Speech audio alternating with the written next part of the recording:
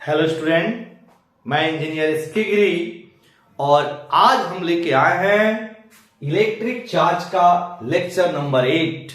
और आज के क्लास में हम लोग पढ़ेंगे कूलम्ब्स लॉ, जो कि काफी इंपॉर्टेंट है। चलिए स्टार्ट करते हैं कूलम्ब्स लॉ। कूलम्ब्स लॉ को समझने के लिए हम लोग पॉइंट चार्ज को समझते हैं। पॉइंट चार्ज क्या होता है, तो सबसे पहले हम डील करेंगे पॉइंट चार्ज को, उसके बाद हम स्टार्ट करेंगे कूलम्ब्स लॉ। तो यहां पे लिखा हमने point charge. Point charge, suppose हमारे पास दो चार्ज बॉडी है। यह है आपका फर्स्ट बॉडी और यहां पर एक दूसरा चार्ज बॉडी जो है सेकेंड बॉडी। सपोज इसकी जो रेडियस है स्मॉल आर है, सपोज इसकी भी रेडियस स्मॉल आर हमने ले लिया। इन दोनों चार्ज बॉडी के बीच की जो डिस्टेंस है वह स्मॉल डी है। दोनों चार्ज बॉडी के बीच की डिस्टेंस स्मॉल डी है। क्लियर? सपोज अगर d की वैल्यू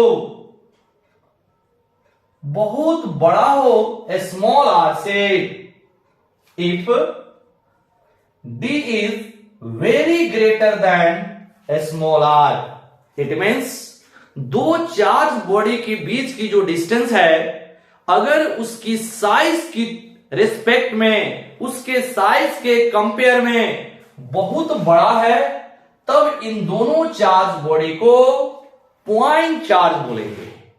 पॉइंट चार्ज बोलेंगे। अगर ऐसा नहीं है, मतलब जो D है अगर R के रिस्पेक्ट में बहुत बड़ा नहीं है, लगभग बराबर है या उससे छोटा है, तब हम लोग इसको पॉइंट चार्ज नाम नहीं देंगे। यानी पॉइंट चार्ज के लिए किसी भी चार्ज बॉडी के बीच की जो डिस्टेंस होना चाहिए वह उसके साइज के कंपेयर में बहुत बड़ा होना चाहिए, तब हम लोग बोलेंगे कि ये दोनों चार्ज बॉडी पॉइंट चार्ज की तरह बिहेव कर रहा है। If D is very greater than R, then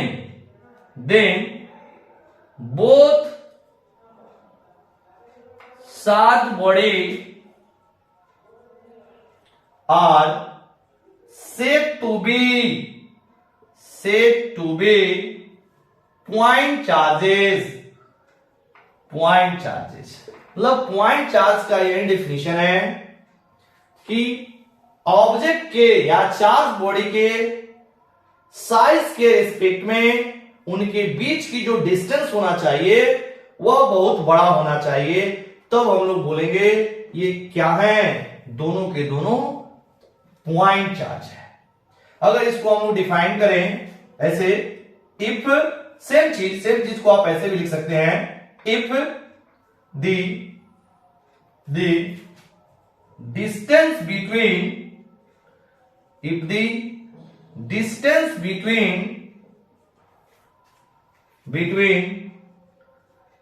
two charge body is very larger than the size of both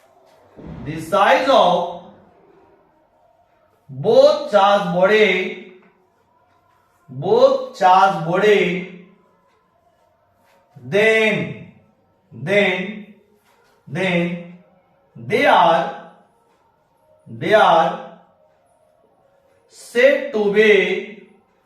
said to be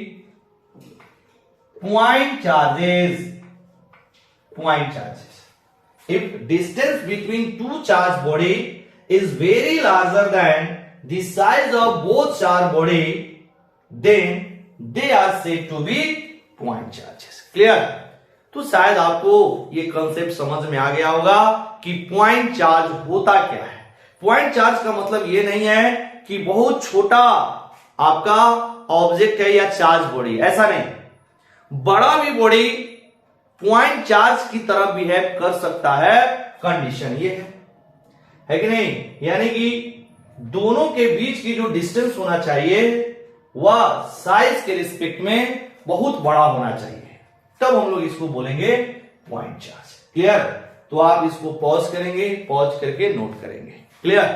अब हम लोग चलते हैं जो हम लोग का मेन टॉपिक है, दिस इज कूलम्ब्स लॉ।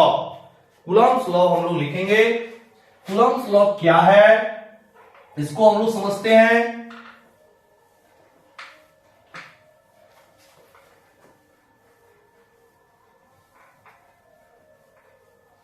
चलिए यहां पे लिखेंगे कूलम्ब्स लॉ। कूलम्ब्स लॉ ना, कूलम्ब्स लॉ है जो दो चार्ज बॉडी के बीच में लगने वाला रिपल्सिव फोर्स या अट्रैक्टिव फोर्स की मैग्नीट्यूड को दर्शाता है कि भाई दो चार्ज बॉडी है, इसके बीच में जो रिपल्सिव फोर्स है या अट्रैक्टिव फोर्स है, इसकी मैग्नीट्यूड क्या होगा, इस मैग्नीट्यूड को हम लोग कूलम्ब्स लॉ से कैलकुलेट करते हैं। मतलब अगर दो चार्ज बॉडी है, सपोज एक चार्ज बॉडी का नाम Q1 है और यहां पर एक दूसरा चार्ज बॉडी है, ये है आपका Q2। ये दोनों चार्ज बॉडी पॉइंट चार्ज होने चाहिए और पॉइंट चार्ज के बारे में हम लोग अभी डिस्कस कर चुके हैं। पॉइंट चार्ज और इसके बीच की डिस्टेंस सपोज r है, इसके बीच की डिस्टेंस सपोज r है। दो चार्ज बॉडी या दो point charge Q1 and Q2, इसके बीच का डिस्टेंस स्मॉल r है। तो Q1 और Q2 के बीच में दो तरह के फोर्स लगेंगे, रिपल्सिव एंड अट्रैक्टिव। मतलब फोर्स की जो नेचर है वो या तो अट्रैक्टिव होंगे या फिर रिपल्सिव होंगे। वो डिपेंड करता है चार्ज की पोलैरिटी क्या है। सपोज आपका दोनों के दोनों पॉजिटिव चार्ज हैं तो इनके बीच में रिपल्सिव फोर्स लगेगा, या फिर अगर दोनों के दोनों निगेटिव चार्ज हैं तब भी इनके बीच में रिपल्सिव फोर्स लगेगा। और अगर इसका अपोजिट पोलैरिटी है, सपोज एक प्लस है दूसरा माइनस है, तब इनके बीच में जो फोर्स लगेगा वह अट्रैक्टिव फोर्स लगेगा। या फिर Q1 मान लीजिए आपका निगेटिव है, Q2 पॉजिटिव है, इस केस में भी इनके बीच में जो फोर्स लगेगा वो अट्रैक्टिव फोर्स लगेगा। मतलब दो पॉइंट चार्जेस के बीच में जो फोर्स लगेगा यह अट्रैक्टिव भी होगा और रिपल्सिव भी होगा। यह डिपेंड करता है चार्ज की पोलैरिटी क्या है। क्लियर? तो ये आपका जो फोर्स लग रहा है उस फोर्स की नेचर चार्ज की पोलैरिटी पर डिपेंड करता है, ठीक है। लेकिन जो रिपल्सिव फोर्स है या फिर अट्रैक्टिव फोर्स है, इसकी मैग्नीट्यूड कितनी होगी, इसे हम लोग कूलम्ब्स लॉ से कैलकुलेट करते हैं, निकालते हैं। तो कूलम्ब्स लॉ का स्टेटमेंट क्या है, पहले इसको लिखते हैं, फिर इसकी मैथमेटिकल डेफिनेशन को लिखेंगे, यानी कि इसको मैथमेटिक्स के तौर पे समझेंगे। कूलम्ब्स लॉ क्या बोलता है, the magnitude of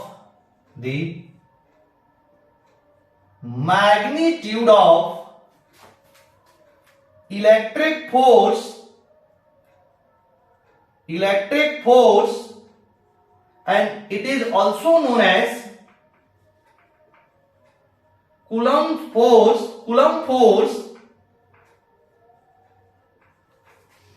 the magnitude of electric force या Coulomb force which is repulsive और attractive, दोनों में कुछ भी हो सकता है। attractive is acting between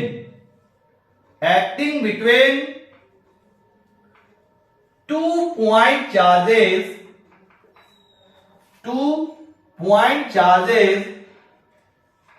is directly proportional to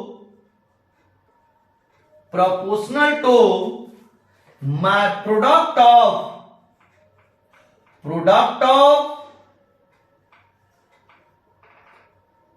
magnitudes of both charges and inversely proportional to a square of distance between them. A square of distance between them. ये है इसकी स्टेटमेंट.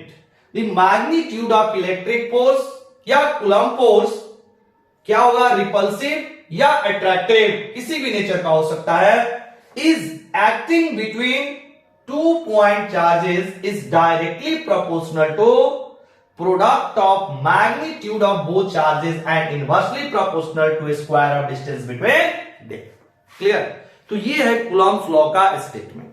अब इसको हम लोग ऐसे लिखे भाई मैथमेटिक्स में, तो क्या हो जाएगा, सपोज इस 2 पॉइंट चार्ज के बीच में जो अट्रैक्टिव या रिपल्सिव इलेक्ट्रिक फोर्स की जो मैग्नीट्यूड है, अगर हम लोग इसको F बोले तो F is directly proportional to magnitude of Q1 into magnitude of Q2. दोनों जो चार्जेस हैं उसकी मैग्नीट्यूड के प्रोडक्ट के directly proportional, and it is also inversely proportional to R square. Inversely proportional को 1 बटा में लिखते हैं, ये हो जाएगा inversely proportional to R square. इसको ले लीजिए equation number 1, this is equation number 2. अगर इन दोनों को एक साथ लिखे, from equation 1 and 2, from equation 1 and 2, F is directly proportional to Q1 mod Q2 mod divided by R square. अब हम लोग यहां पर प्रोपोर्शनलिटी को जब इक्वल में बदलते हैं तो एक कांस्टेंट आता है, यानी this implies F is equal to K Q1 mod Q2 mod बटा R स्क्वायर. अब यहां पर जो K है, this K is known as Coulomb's constant और प्रोपोर्शनलिटी कांस्टेंट. यहां पर A की जो वैल्यू आई K Q1 Q2 by R square. यहां पे हम लिख रहे हैं where K is known as Coulomb's constant और इसी को बोलते हैं प्रोपोर्शनलिटी कांस्टेंट.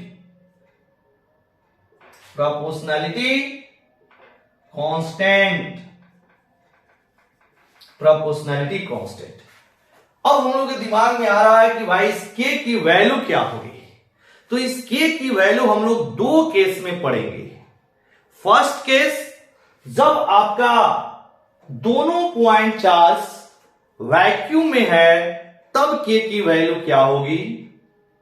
दूसरा केस, जब दोनों पॉइंट चार्ज किसी मीडियम में रखा हुआ है तब K की वैल्यू क्या होगी. मतलब कूलम्ब्स लॉ को हम लोग 2 केस में पढ़ेंगे.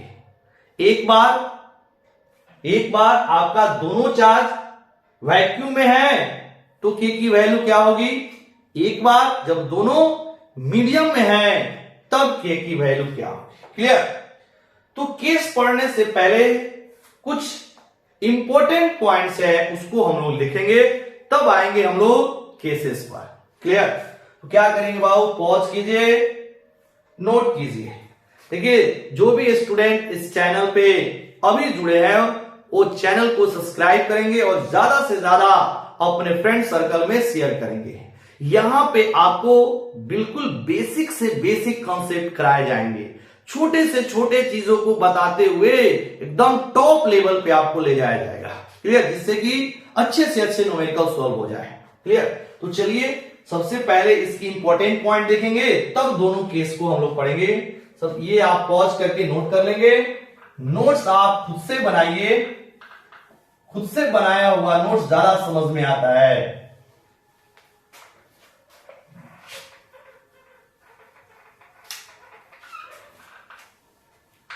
सही।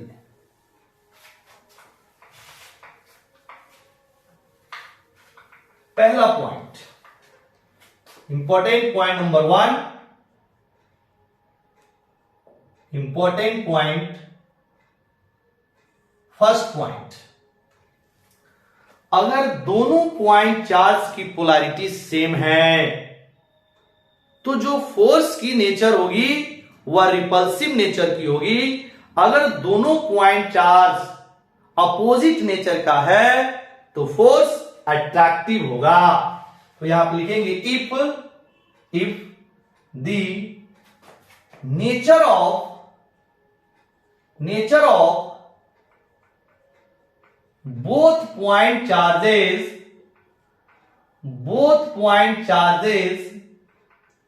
are same, then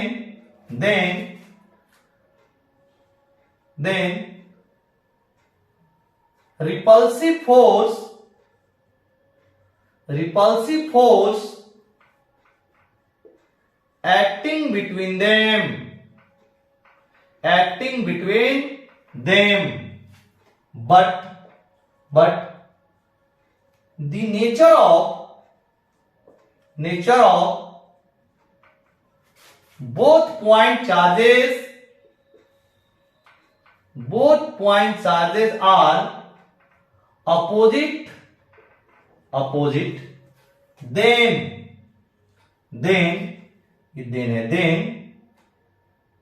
attractive force acting between them। देखना, सपोज ये आपका Q1 था, इसके बीच का डिस्टेंस R है। सपोज ये आपका Q2 था। मान लीजिए Q1 is positive and Q2 also positive, तो इसके बीच में जो फोर्स लगेगा they are repel each other. Similarly Q1 is negative and Q2 also negative, इसमें भी रिपल्सिव फोर्स लगेगा। Suppose Q1 positive Q2 negative, अब ये क्या हो गए, अपोजिट नेचर के दोनों चार्ज हो गए, then they are attract each other. ये मान लो नेगेटिव, ये पॉजिटिव, तो इनके बीच में क्या लगेगा, अट्रैक्शन लगेगा। सेम नेचर का चार्ज है, रिपेल करेगा, एक दूसरे को रिपेल करेगा। सेम नेचर है, रिपेल करेगा, अपोजिट नेचर है, अट्रैक्ट करेगा। क्लियर? तो ये है आपका पहला पॉइंट। सेकेंड पॉइंट, अब जो रिपल्सन हो रहा है या अट्रैक्शन हो रहा है, उस रिपल्सन और अट्रैक्शन की जो डायरेक्शन है वो कैसे हम लोग निकालेंगे, इसको हम लोग समझते हैं। यानी कि the direction of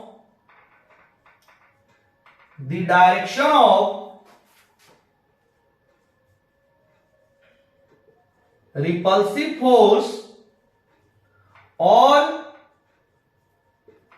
attractive force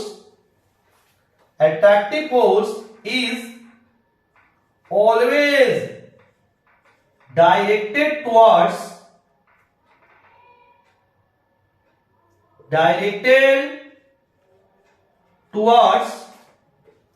the straight line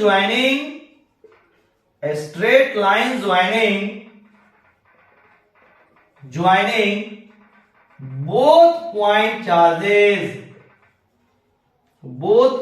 charges। मतलब जो रिपल्सिव फोर्स और अट्रैक्टिव फोर्स की डायरेक्शन होगी वह दोनों पॉइंट चार्ज को मिलाने वाली जो स्ट्रेट लाइन है उसी के एलोंग होगा। मतलब सपोज ये आपका Q1 चार्ज है, ये आपका Q2 चार्ज है। अब इस दोनों को मिलाने वाला सपोज ये आपका स्ट्रेट लाइन है, ऐसे ये हो गया आपका स्ट्रेट लाइन। तो अगर रिपल्सिव भी होगा तो इसी लाइन के एलोंग होगा, इसी लाइन के एलोंग ऐसे होगा, या फिर इसी लाइन के एलोंग ऐसे होगा। ठीक है। अगर अट्रैक्शन भी होगा तो इसी लाइन के एलोंग ऐसे भी होगा और इसी लाइन के एलोंग ऐसे होगा। समझ में आया? ये है आपका रिपल्सिव या अट्रैक्टिव की डायरेक्शन। ऐसा नहीं होगा कि रिपल्सिव कुछ इस डायरेक्शन में हो रहा है, ये डायरेक्शन नहीं होगा, या रिपल्सिव भी हो रहा है तो कुछ ऐसे हो रहा है, ये डायरेक्शन गलत है।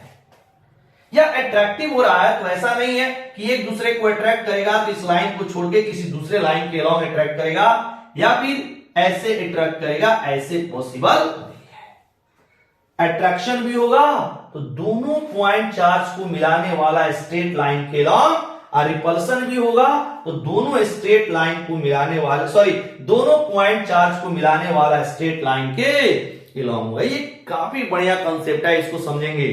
यानी रिपल्सिव फोर्स या अट्रैक्टिव फोर्स की जो डायरेक्शन होगी, दोनों पॉइंट चार्ज को मिलाने वाला स्ट्रेट लाइन के अलॉन्ग होगा। क्लियर? या तो अट्रैक्शन होगा उसी लाइन के अलॉन्ग, या तो रिपल्सन होगा तो फिर उसी लाइन के अलॉन्ग। क्लियर?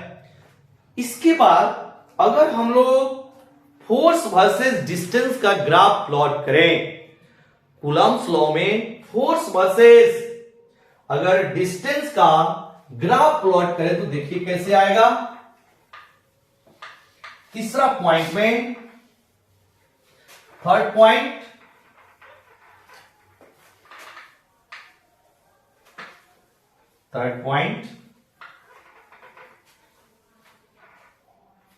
पॉइंट नंबर 3, अगर हम लोग ग्राफ प्लॉट करें फोर्स वर्सेस डिस्टेंस, मतलब फोर्स की जो वैल्यू आई थी K Q1 mod Q2 mod divided by R square.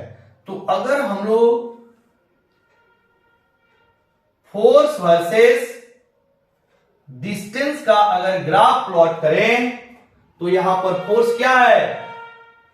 Force जो है inversely proportional to R square, यानी कि इसकी जो ग्राफ होती है रेक्टेंगुलर हाइपरबोलिक कुछ इस तरह से,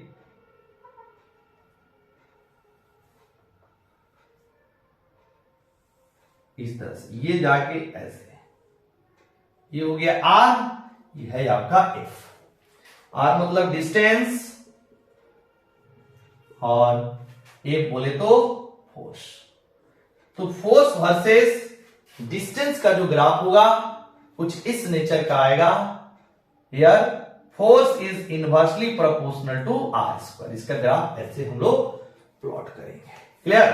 तो ये था कुछ इंपॉर्टेंट पॉइंट्स किसके? कूलम्ब्स लॉ के। अब कूलम्ब्स लॉ को दो केस में हम लोग पढ़ेंगे। फर्स्ट केस, जब दोनों पॉइंट चार्ज वैक्यूम में रखे गए हैं तब इसके की जो वैल्यू है वह कितना होगा। क्लियर? तो चलिए यहां पर लिखते हैं केस 1, ये था आपका इंपॉर्टेंट पॉइंट। इसके बाद अब आते हैं केस, लिखेंगे केस 1। फर्स्ट केस है case 1, when both point charges, when both point charges are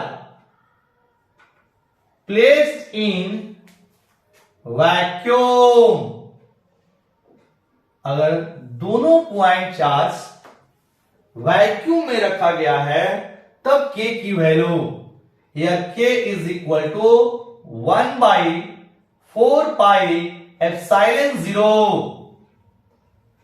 इसको हम लोग क्या बोलेंगे? एप्सिलॉन 0।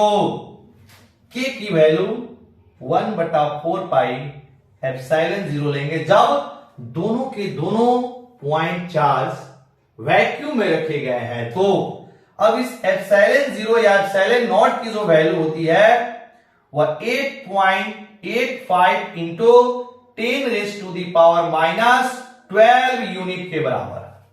एप्सिलॉन जीरो की value 8.85 into 10 raise to the power minus 12 unit. इसकी कुछ यूनिट होती है।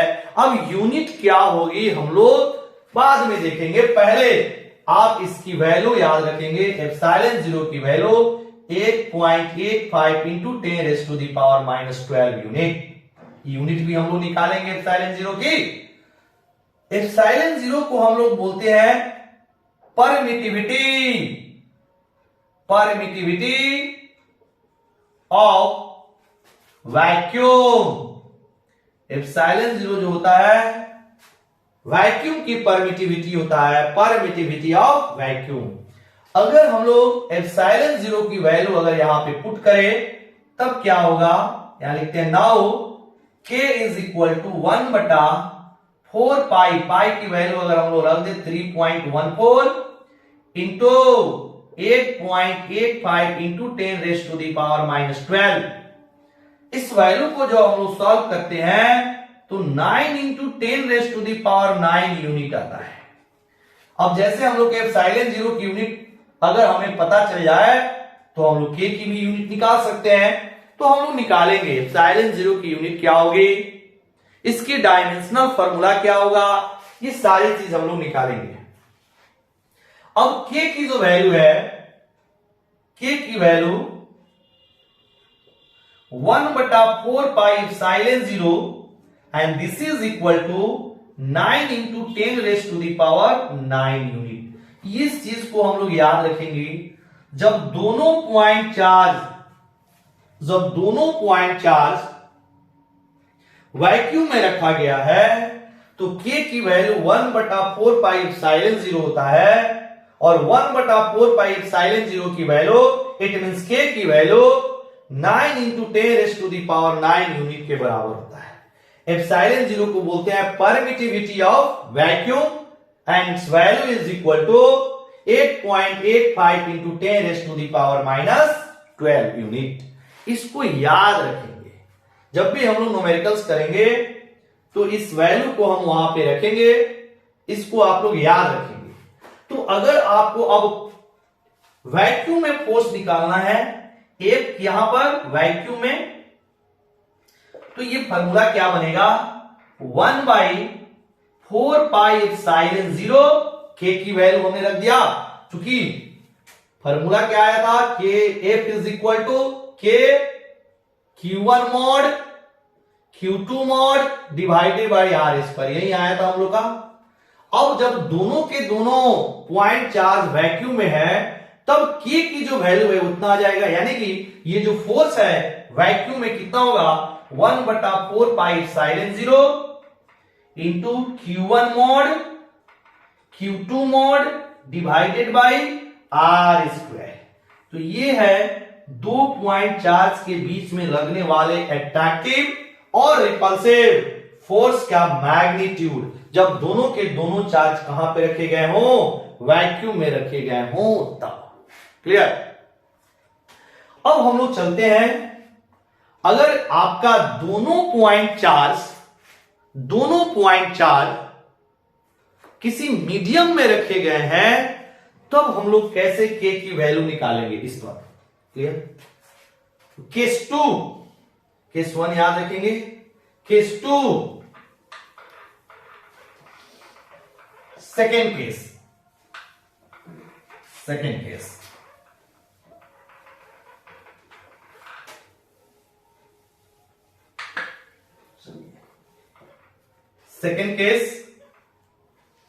Case 2 if both point charges are placed in a medium, अगर दोनों पॉइंट चार्ज किसी मीडियम में रखे गए हैं तब जो k की वैल्यू होगा this is equal to 1/4 pi epsilon, silent not नहीं एप्सिलॉन। अब यहां पर एप्सिलॉन को हम लोग बोलते हैं परमिटिविटी परमिटिविटी ऑफ मीडियम, मतलब मीडियम की परमिटिविटी। अब देखेंगे क्वेश्चन में मीडियम की परमिटिविटी नहीं दिया रहता है, क्या दिया रहता है? Dielectric constant of the medium, मतलब मीडियम की डाइलेक्ट्रिक कांस्टेंट की वैल्यू दे रखी होती है। अब उस डाइलेक्ट्रिक कांस्टेंट की वैल्यू से परमिटिविटी ऑफ मीडियम हम लोग निकाल सकते हैं। डाइलेक्ट्रिक कांस्टेंट की वैल्यू से परमिटिविटी ऑफ मीडियम हम लोग निकाल सकते हैं। तो यहां पर अगर हम लोग मीडियम में फोर्स की फॉर्मूला लिखे, F medium is equal to क्या हो जाएगा? के की value 1/4 pi epsilon Q1 mod Q2 mod divided by R square. ये हो गया आपका मीडियम। अब यहां पर एप्सिलॉन की वैल्यू क्वेश्चन में गिवन नहीं होता है। क्या गिवन होता है? डाइलेक्ट्रिक कांस्टेंट की वैल्यू। अब डाइलेक्ट्रिक कांस्टेंट की वैल्यू से कैसे हम लोग एप्सिलॉन यानी परमिटिविटी ऑफ मीडियम निकालेंगे, इसको हम लोग समझते हैं। तो यहां पे हम छोटा सा हेडिंग डाल रहे हैं, डाइलेक्ट्रिक कांस्टेंट। डाइलेक्ट्रिक कांस्टेंट ये क्वेश्चन में गिवन होता है। डाइलेक्ट्रिक कांस्टेंट को रिलेटिव परमिटिविटी भी बोलते हैं। Relative permittivity, relative permittivity, dielectric constant, relative permittivity दोनों एक ही चीज है। और ये क्वेश्चन में दिया रहता है, जैसे मान लीजिए एग्जांपल, वाटर एक मीडियम है और वाटर की जो डाइलेक्ट्रिक कांस्टेंट की वैल्यू होती है 80 होता है। तो डाइलेक्ट्रिक कांस्टेंट की वैल्यू आपको दिया है, परमिटिविटी ऑफ वाटर नहीं दिया है, डाइलेक्ट्रिक कांस्टेंट ऑफ वाटर दिया है। अब उसके मदद से हम लोग को परमिटिविटी ऑफ मीडियम निकालना है। तो इसकी डेफिनेशन क्या होती है, इसकी फॉर्मूला से कैसे हम लोग एप्सिलॉन की वैल्यू निकालेंगे, इसको समझते हैं। तो यहां पर इसकी डेफिनेशन होता है dielectric constant, dielectric constant of a medium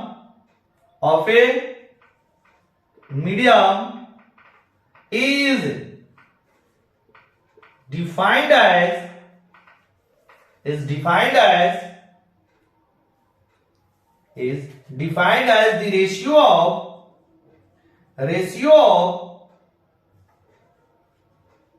permittivity of the medium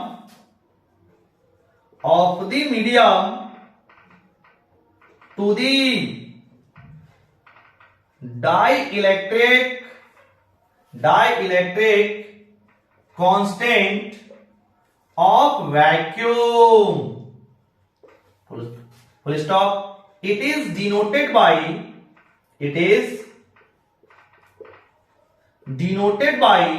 epsilon r। इसको एप्सिलॉन r से रिप्रेजेंट करते हैं, r फॉर रिलेटिव। तो डाइलेक्ट्रिक कांस्टेंट या रिलेटिव परमिटिविटी एक ही चीज है। तो यहां से अगर हम लोग एप्सिलॉन r निकाले, मतलब dielectric constant of the medium या relative permittivity of the medium is equal to dielectric constant of the medium, मतलब epsilon permittivity of the medium divided by permittivity of vacuum. मतलब डाइलेक्ट्रिक कांस्टेंट या relative permittivity of the medium is equal to permittivity of the medium divided by permittivity of vacuum. जैसे मान लीजिए water के लिए, water की dielectric constant is equal to water की permittivity divided by vacuum की permittivity. Clear? ये हुआ आपका एप्सिलॉन r। अब यहां से अगर हम लोग एप्सिलॉन निकालेंगे तो एप्सिलॉन बराबर हो जाएगा epsilon 0 into epsilon r, epsilon 0 into epsilon r। अब यहां पर इस एप्सिलॉन की वैल्यू आप फिट कर सकते हैं। ठीक है? इसके बाद आप समझेंगे डाइलेक्ट्रिक कांस्टेंट जो होता है वह यूनिट लेस और डायमेंशन लेस क्वांटिटी होता है। कैसे? ये भी परमिटिविटी है और ये भी परमिटिविटी है। ये मीडियम का है, नीचे वैक्यूम का है, तो दोनों की दोनों परमिटिविटी है। इसका मतलब दोनों की यूनिट जो होगी वो सेम होगी, दोनों का जो डायमेंशन होगा वह सेम होगा। मतलब डाइलेक्ट्रिक कांस्टेंट जो होता है वह यूनिट लेस और डायमेंशन लेस क्वांटिटी होता है। तो यहां पे हम स्टार पॉइंट करके लिखेंगे डाइलेक्ट्रिक कांस्टेंट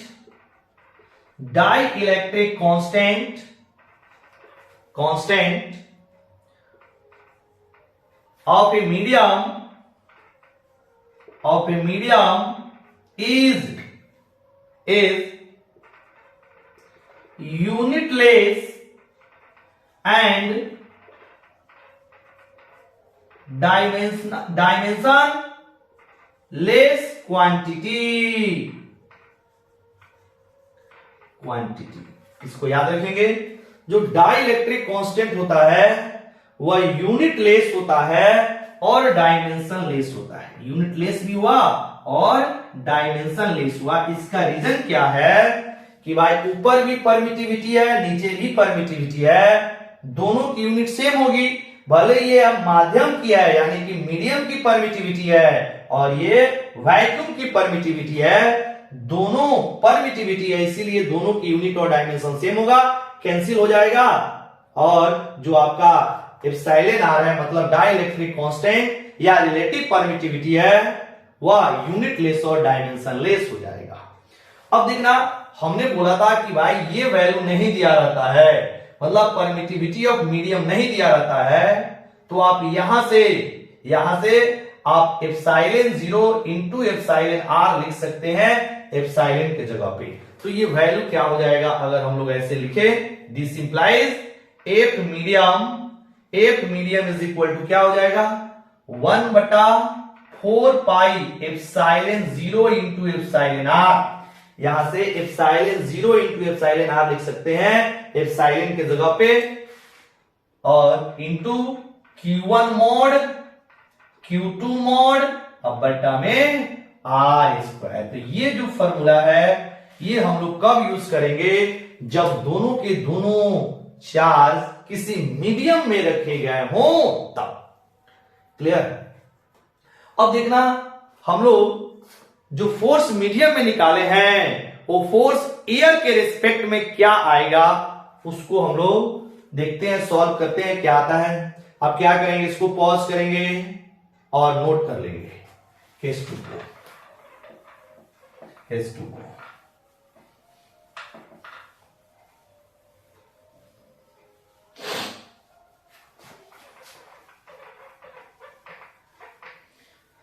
थ्योरी आप अच्छे से पढ़ेंगे तभी जाके न्यूमेरिकल सॉल्व होगा। अगर थ्योरी अच्छे से नहीं पढ़ेंगे न्यूमेरिकल सॉल्व नहीं होगा। अब चलिए यहां पे देखते हैं, इसी चीज को हम यहां दोबारा लिख रहे हैं। देखना, एक मीडियम यहां पर नाउ करके,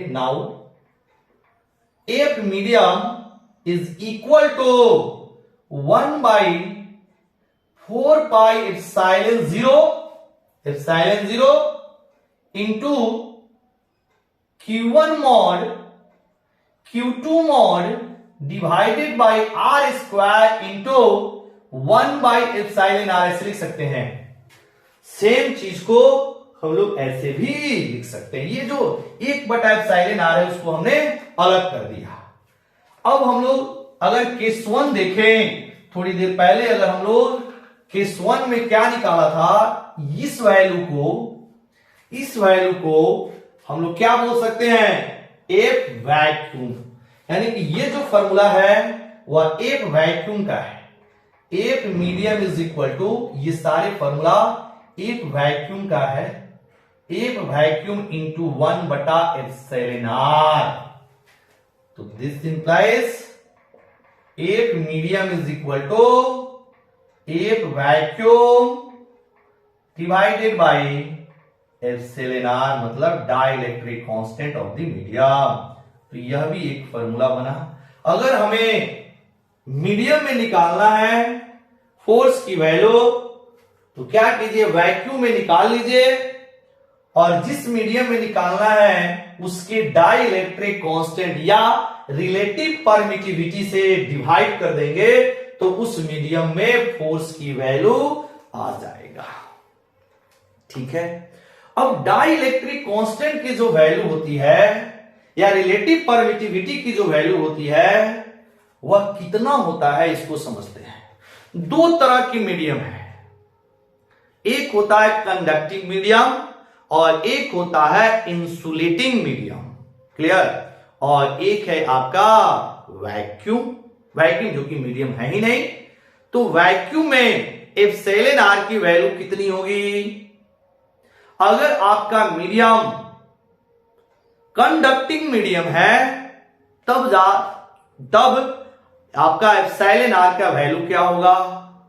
अगर मीडियम इंसुलेटिंग मीडियम है तब एप्सिलॉन आर की वैल्यू क्या होगा? इस तीनों को हम लोग यहां लिख रहे हैं नोट करके,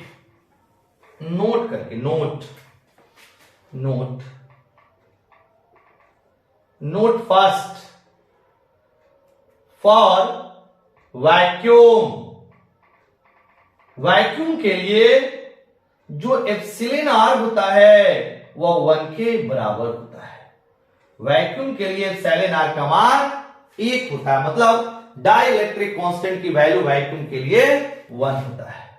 second number for insulating medium, मतलब वैसा मीडियम जिसमें करंट इलेक्ट्रिसिटी पास ना करे वो इंसुलेटिंग मीडियम है। For insulating medium epsilon R की जो वैल्यू होता है वह इंफिनिटी से छोटा और 1 से बड़ा होता है। इंसुलेटिंग मीडियम के लिए एप्सिलॉन आर की जो वैल्यू है वह 1 से बड़ा और इंफिनिटी से छोटा होता है। और तीसरा नंबर फॉर कंडक्टिंग